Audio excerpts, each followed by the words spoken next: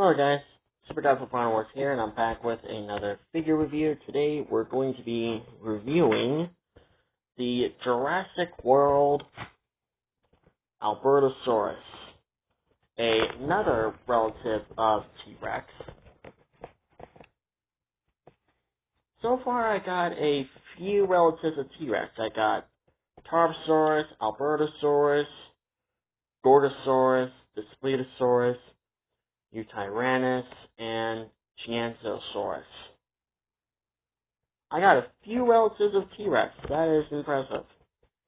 Back then, I only had like one, and that was freaking Gorgosaurus.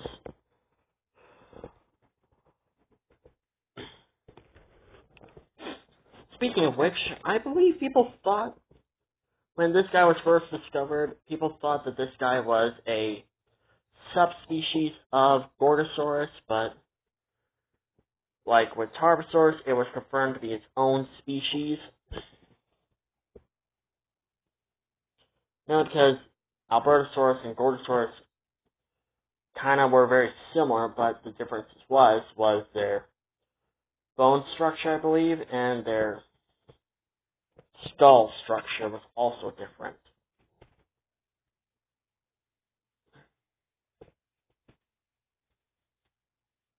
So, yeah.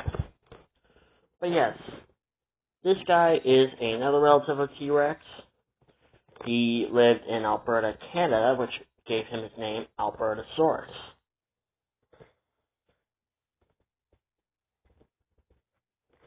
Now, there are not a whole lot of figures of Albertosaurus out there now these days. They got like the old school safari, and that was just basically it. And then, when Jurassic World Fallen Kingdom came out, we got this guy.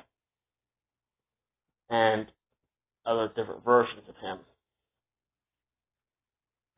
But recently, we got the Safari, I believe, 2022 Albertosaurus, which was now good.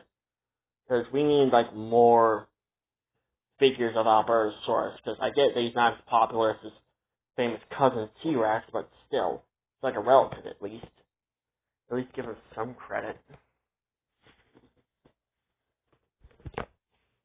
But yes, this guy lived in Alberta, Canada, and he, just like his famous cousin, terrorized the land. He kind of showed that he was the apex predator, and he was not a predator to be messed with.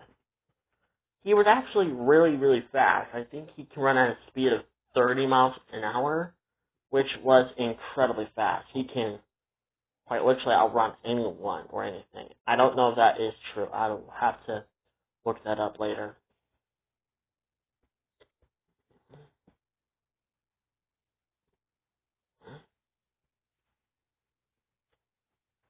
But besides the point, let's just go ahead and get on to the detailing, paint job, and articulation. So, for the detailing, I love this detailing. I love the bumpy, like, crocodilian, like, skin, like bony armor, like, that they gave this Albertosaurus. Kind of making him feel more like an armored carnivore. But still, it's just really amazing. And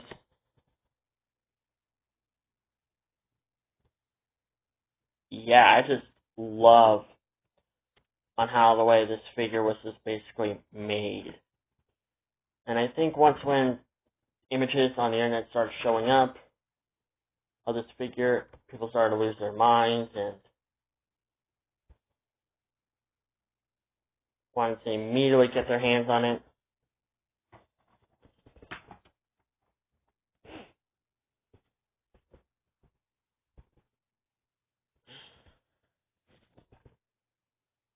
So, I love the swampy, the swamp, color they gave this Albertosaurus, making him feel like he can blend in with his surroundings. So that way he can get even closer to his prey and, ambush them.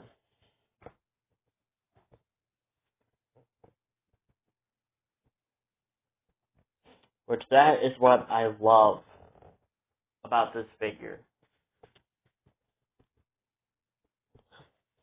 And overall, I just actually like the detailing. The pose is okay. It's slightly better than the Tarbosaurus pose, which is good.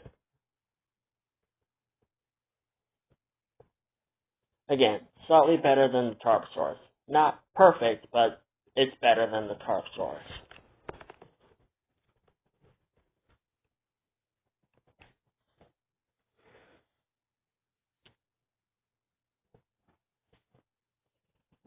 And I also love this little, like this right here, like they gave this guy an injury. And the number one thing I've noticed on almost every carnivorous dinosaur figure that I rather own or saw images on the internet, they like adding battle scars for their carnivores. Because, like, I've noticed a couple on the Tarbosaurus, and a few on the Indoraptor, and a few on most of my other carnivorous dinosaurs. And I was like, wow, they are like adding scars for them, huh? Which, I'm not complaining. Oh, and a little fun little thing you can do, you can take that down and just do that.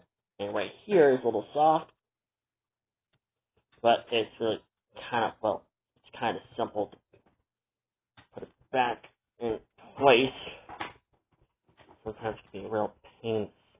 There we go. It can be a real pain in the butt sometimes. For detail, well, for articulation, his legs can move. His tail can kind of move. Like, see? More about that later. The arms can move. The head can move. And the mouth can be a challenge. There we go. The mouth is hard to open, but easy to close. See? Hard to open, easy to close. I guess my one complaint that I have about this figure is just that it doesn't have like any extra like swampy like color to it. Because we got like this pukish green color, and we got this weird purple, brown, reddish color up here. I kind of wish they would add like other like swamp-like color to it to make it feel like it's from the swamp. And it's just like, yeah. And I already know that most of you guys are going to make that Shrek joke. Get out of my swamp. Or what are you doing in my swamp? So for size comparisons, here he is with the Tarbosaurus. In real life, Tarbosaurus would be bigger than this guy, but figure-wise, they're the same size. And here's his famous cousin. So, yeah, I hope one of these days we will see a albertosaurus making an appearance. But so far, we saw only, I believe, rather two relatives. We got that one Tyrannosaur-looking guy that appeared in Jurassic World Dominion, and